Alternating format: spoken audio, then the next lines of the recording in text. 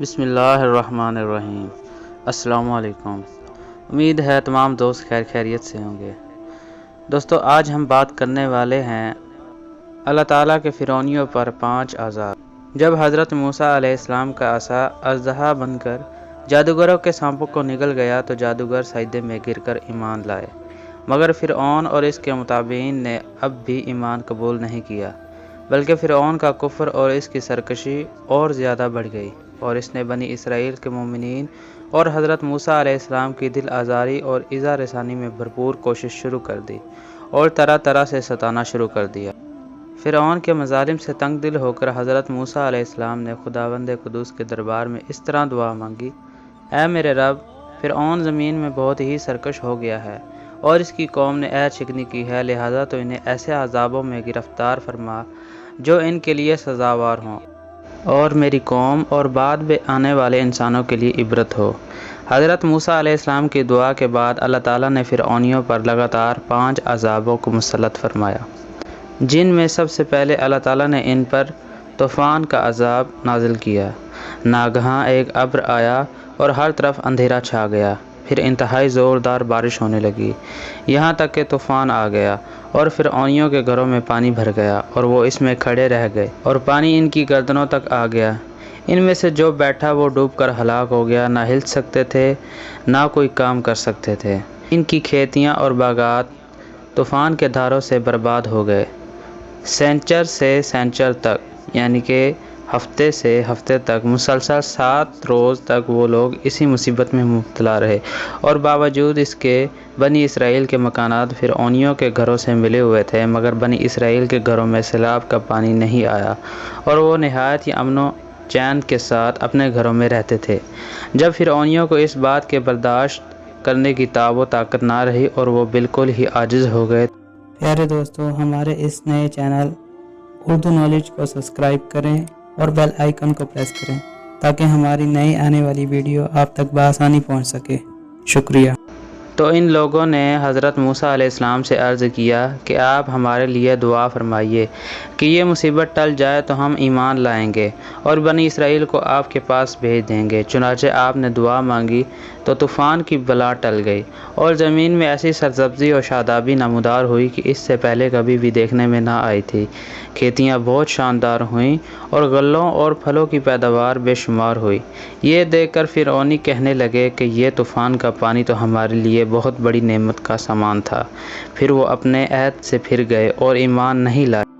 اور پھر سرکشی اور ظلم کا بازار گرم ہو گیا تو اللہ تعالیٰ نے ان پر ٹڈیوں کا عذاب نازل کیا۔ 1 ماہ تک تو فرعونی نہایت عافیت سے رہے، لیکن جب ان کا کفر و تکبر اور ظلم و ستم پھر بڑھنے لگا تو اللہ تعالیٰ نے اپنے قہر و عذاب کو ٹڈیوں کی شکل میں بھیج دیا کہ چاروں طرف سے ٹڈیوں کے جھنڈ آ گئے جو ان کی کھیتیوں اور باغوں کو، یہاں تک کہ ان کے مکانوں کی لکڑیاں تک کو کھا گئے، اور فرعونیوں کے گھروں میں یہ ٹڈیاں بھر گئیں جس سے ان کا سانس لینا بھی مشکل ہو گیا، مگر بنی اسرائیل کے مومنین کے کھیت اور باغ اور مکانات ان ٹڈیوں کی جلگار سے بالکل محفوظ رہے۔ یہ دیکھ کر فرعونیوں کو بڑی عبرت ہو گئی اور آخر اس عذاب سے تنگ آ کر پھر حضرت موسی علیہ السلام کے آگے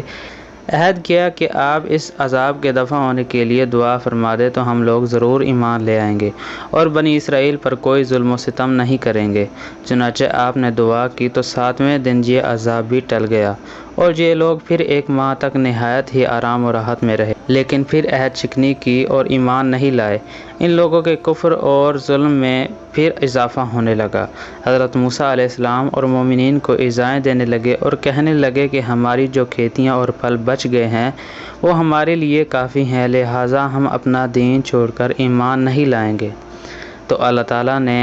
ان پر تیسرا عذاب نازل کیا۔ غرض 1 ماہ بعد پھر ان لوگوں پر کمل کا عذاب مسلط ہو گیا۔ بعض مفسرین کا بیان ہے کہ یہ گھن تھا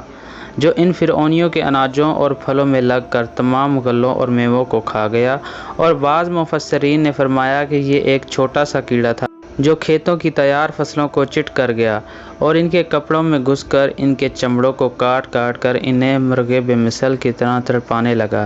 یہاں تک کہ ان کے سر کے بالوں، داڑھی، مونچھوں، بھووں، پلکوں کو چاٹ چاٹ کر اور چہروں کو کاٹ کاٹ کر انہیں چیچک رو بنا دیا۔ یہ کیڑے ان کے کھانوں، پانیوں اور برتنوں میں گھس جاتے تھے، جس سے یہ لوگ نہ کچھ کھا سکتے تھے، نہ کچھ پی سکتے تھے، نہ لمحہ بھر کے لیے سو سکتے تھے،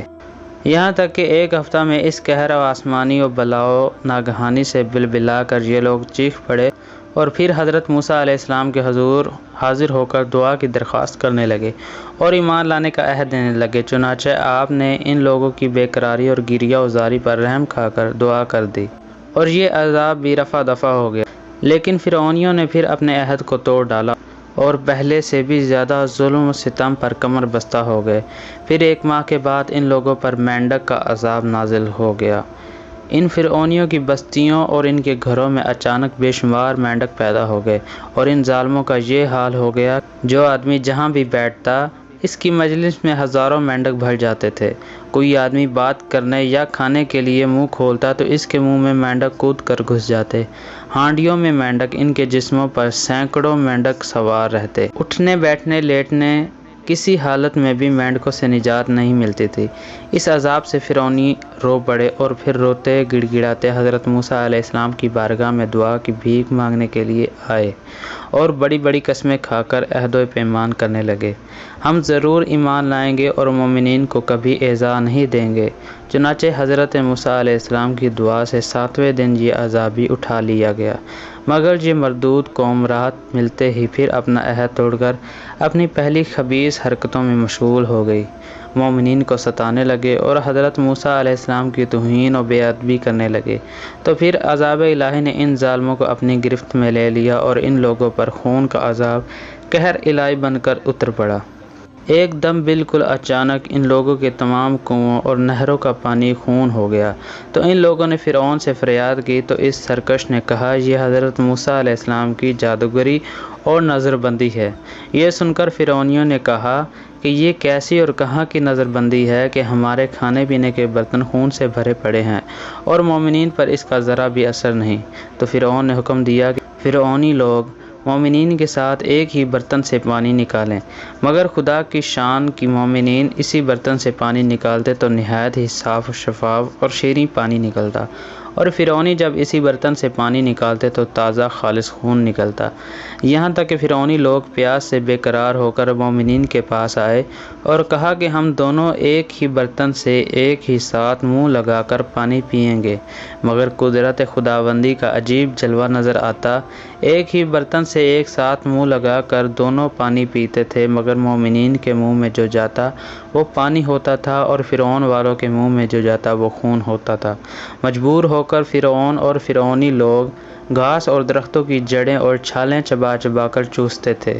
مگر اس کی رطوبت بھی ان کے منہ میں جا کر خون بن جاتی تھی۔ الغرض فرعونیوں نے پھر گڑ گڑا کر حضرت موسی علیہ السلام سے دعا کی درخواست کی تو آپ نے پیغمبرانہ رحم و کرم فرما کر پھر ان لوگوں کے لیے دعائے خیر فرما دی، تو 7ویں دن اس خونی عذاب کا سایہ بھی ان کے سروں سے اٹھ گیا۔ الغرض سرکشوں پر مسلسل 5 عذاب آتے رہے اور ہر عذاب 7ویں دن ٹلتا رہا اور ہر 2 عذابوں کے درمیان 1 ماہ کا فاصلہ ہوتا رہا،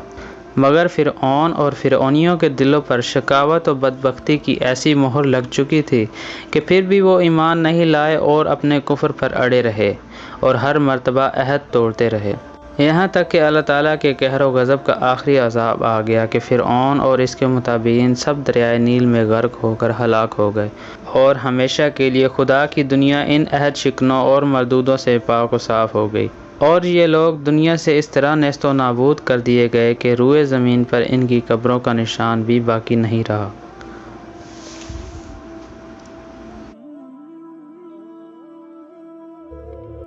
تو جی پیارے دوستو، آپ کو یہ ویڈیو کیسی لگی؟ کمنٹ سیکشن میں اپنی رائے کا اظہار ضرور کریں، اس ویڈیو کو لائک کریں، شیئر کریں اور اس چینل کو سبسکرائب بھی کریں۔ اب ملتے ہیں ہم اپنی اگلی ویڈیو میں، تب تک کے لیے اللہ حافظ۔